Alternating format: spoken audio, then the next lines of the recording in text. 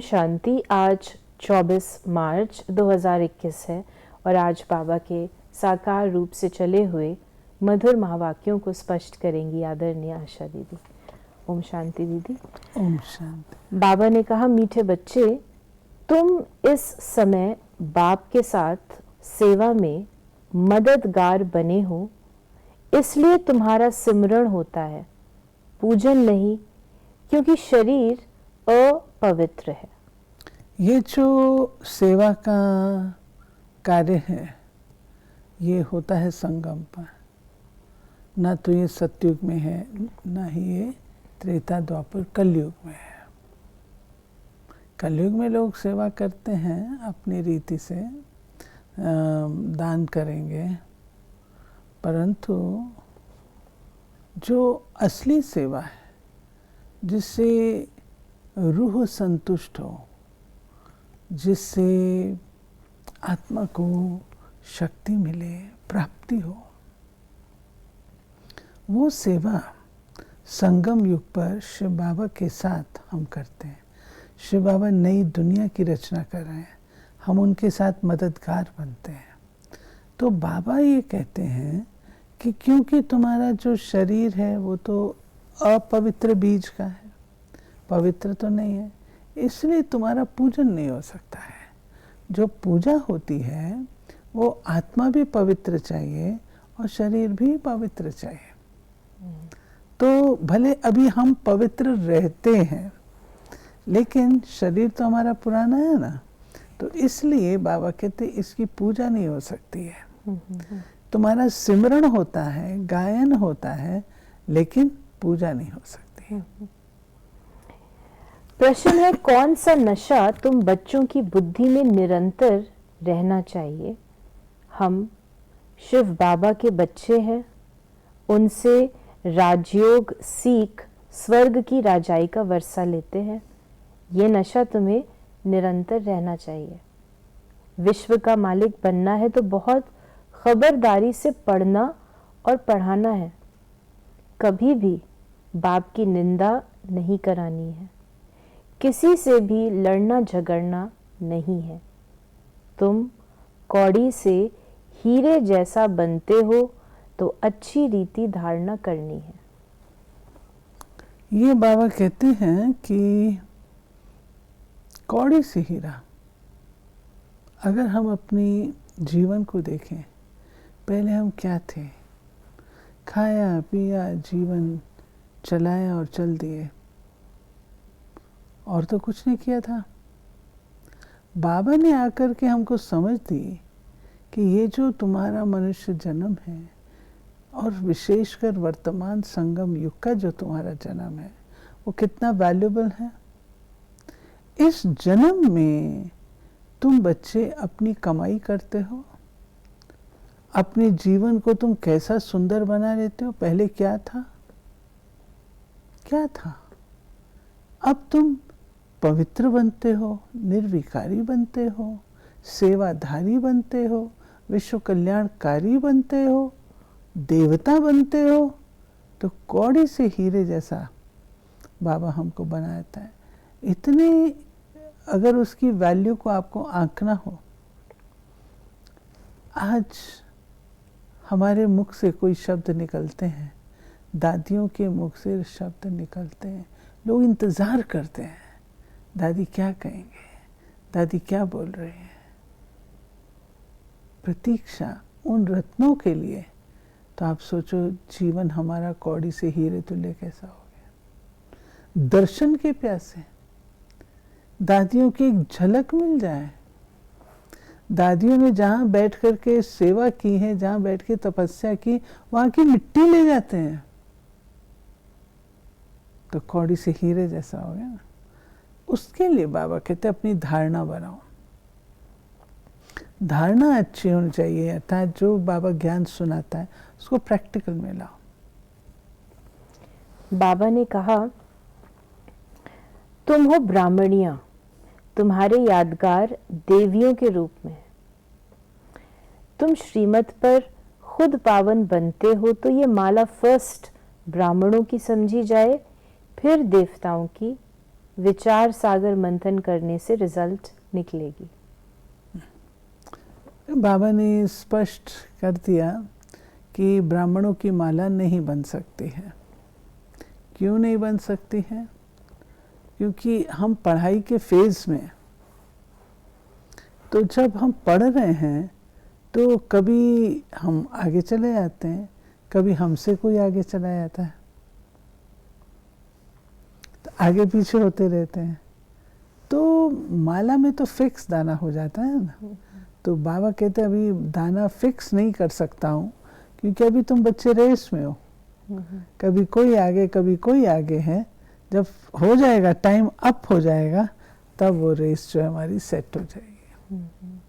और साथ ही जो बाबा ने कहा कि तुम ब्राह्मणियां हो, ब्राह्मणियों का यादगार देवियों के रूप में, यानी जो हमारा ब्राह्मण स्वरूप शिव शक्ति, शिव शक्ति स्वरूप जो वर्तमान समय का है हमारा, वही देवियां बनती हैं ना। शिव शक्तियों को ही देवियां कहते हैं, क्योंकि शिव शक्तियों ने वो भी रोल संगम पर किया है। सतयुग में तो कोई भी देवी कोई रोल प्ले नहीं करेगी, यहाँ पर ही प्ले करना है। शिव बाबा भी ब्रह्मा में बाबा ने कहा तुम इस समय ब्राह्मण हो, शिव बाबा भी ब्रह्मा में आते हैं, तो ब्रह्मा भी साकार में है।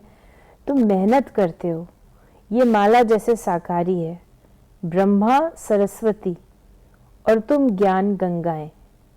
तुमने भारत को स्वर्ग बनाया, ये रुद्र यज्ञ रचा। भारत को स्वर्ग हम बच्चों ने बाबा के साथ बनाया, बाबा के डायरेक्शन से बनाया। और रुद्र यज्ञ बाबा ने साथ में जो ऐड किया है पॉइंट, वो है कि शिव बाबा आकर के एक लक्ष्य देकर के हमारे पर्पस ऑफ लाइफ को, उसके प्रति जो डेडिकेशन चाहिए, जो भावनाएं चाहिए, जो चीज़ें चाहिए, उनको सेट करते हैं, बताते हैं। उस यज्ञ से, यज्ञ कोई ऐसा कुंड नहीं है, यज्ञ कोई मकान नहीं है, लेकिन इसका ही नाम यज्ञ है। ऐसी वायुमंडल, ऐसी वृत्ति, ऐसी स्मृति। तो बाबा कहते हैं कि इस यज्ञ से देवता पैदा हुए, अर्थात इस यज्ञ में हम यज्ञ अर्थात ब्राह्मण, ब्राह्मण यज्ञ की संभाल करते हैं। और ब्राह्मण कौन है? सच्चे सच्चे जो पवित्र है, ब्रह्मा मुखवंशावली है। तो ये ब्राह्मण जो अपने जीवन में ऐसा पुरुषार्थ करते हैं, पढ़ने पढ़ाने का, यज्ञ की संभाल करते हैं, अर्थात हमारी मनोवृत्ति में इसके अतिरिक्त और कुछ बातें ना आए, हमारी स्मृतियों में और कुछ ना आए। ये जो यज्ञ है इस तरीके का, इससे ब्राह्मण वो फिर आगे चल के देवी देवता बनते हैं। और कहा भी गया है कि इससे देवता पैदा हुए और उनका वृद्धि को प्राप्त हो। तो बाबा ने कहा कि सिमरन के बारे में ही मालाओं की भी बात कही, और बाबा ने कहा कि जो जास्ती सर्विस करते हैं, सिमरन किसका होगा? जो जास्ती सर्विस करते हैं। पहले तो बाबा है, फूल, फिर मेरू, जो बहुत मेहनत करते हैं, फिर रुद्र माला, सो विष्णु की माला बनती है। और जिस प्रकार बाबा ने एक्सप्लेन किया था कि अपवित्र चीज कभी पूजी नहीं जाती, फिर बाबा ने कहा कि तुमको साक्षात्कार होगा। पास विद ऑनर कौन कौन होते हैं? साक्षात्कार होगा। सर्विस करने से नामाचार बहुत होगा। मालूम पड़ता जाएगा विजय माला में नंबर वार कौन कौन आएगा।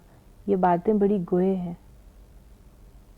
अभी ऐसा लग रहा है कि मालूम पड़ रहा है थोड़ा थोड़ा। ऐसा है कि बाबा ने समझ बूझ हमें हर प्रकार की दे दी है, और वर्तमान समय के पुरुषार्थ के अनुसार हम लोग समझ भी सकते हैं कि हम क्या पद प्राप्त करेंगे, और जब दूसरों को देखते तो वे क्या पद प्राप्त करेंगे। इसमें बाबा कहते हैं कि जब रिजल्ट आउट होता है तो एंड में ये स्पष्ट साक्षात्कार के रूप से बाबा बताएगा क्या तुम्हारी रिजल्ट्स हैं और इसमें पास विद ऑनर्स कौन हुए। बाबा ने कहा कि जैसे इम्तिहान के दिनों में सबको मालूम पड़ जाता है कौन कौन पास होंगे, पढ़ाई पर अटेंशन नहीं होता है तो फेल हो जाते हैं। तुम्हारी यह बेहद की पढ़ाई, ईश्वरीय विश्वविद्यालय तो एक है जहां मनुष्य से देवता बनना है, उसमें नंबरवार पास होते हैं। फिर बाबा ने कहा तुमको धन मिलता है, फिर दान करना है। बाबा तुमको देते जाते, तुम भी देते जाओ। यह अखुट खजाना है, सारा मदार धारणा पर है। जितनी धारणा करेंगे उतना ऊंच पद पाएंगे। ख्याल करो, कहाँ कौड़ी कहाँ हीरा। सारा मदार धारणा पर बाबा कहता है। धारणा अपनी श्रेष्ठ होनी चाहिए, अच्छी होनी चाहिए, ज्ञान की धारणा। बाबा ने कहा सबसे मीठा बोलना है, बाबा का परिचय देना है। बाबा कहते हैं दे दान तो छूटे ग्रहण, नंबर 1 दान है देह अभिमान। दे दान तो छूटे ग्रहण, किस चीज का दान? लोग तो समझ लेते हैं दाल चावल का दान करो, कोई और चीज का दान। कर्म किए हमने कोई गलत मनोवृत्तियों से, किसी को दुख दिया, कहीं चोरी की, कहीं निंदा की, कहीं कुछ किया, वो तो मनोवृत्तियों से किया। उस कारण से किए हुए कर्म हमारे कैसे बने? क्या वो कर्म हमारे दाल चावल दान करने से ठीक हो जाएंगे? ग्रहण उतर जाएगा? ये मनुष्य अपने आप को भुला करके अपने आप को बहलाता है कि मेरा ऐसा करने से ठीक हो जाएगा। नहीं, जो कर्म किए हैं उसके भेंट में वैसे ही श्रेष्ठ कर्म करने पड़ेंगे, पुण्य कर्म करने पड़ेंगे, तब ग्रहण छूटेगा। ऐसे ग्रहण नहीं छूटता। बाबा ने कहा है ये अमूल्य जीवन है। बाप कहते हैं कल्प कल्प हम तुमको पढ़ाने आते हैं, फिर तुम भूल जाते हो। ये भी ड्रामा में नूंद है। ये पढ़ाई हम भूल जाते हैं ना। बाबा कल्प कल्प पढ़ाने आता है, कल्प कल्प पढ़ाने आता है, और हम भी कल्प कल्प पढ़ते हैं। पढ़ कर के लायक बने थे, जो आज वापस आकर के स्टेज पे पहुंचे। फिर से हमको बनना है। आज का वरदान है एकाग्रता के अभ्यास द्वारा अनेक आत्माओं की चाहनाओं को पूर्ण करने वाले विश्व कल्याणकारी भव। सर्व आत्माओं की चाहना है कि भटकती हुई बुद्धि व मन चंचलता से एकाग्र हो जाए।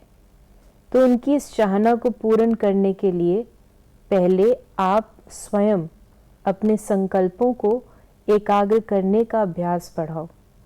निरंतर एकरस स्थिति में व एक बाप दूसरा न कोई, इस स्थिति में स्थित रहो। व्यर्थ संकल्पों को शुद्ध संकल्पों में परिवर्तन करो, तब विश्व कल्याणकारी भव का वरदान प्राप्त होगा।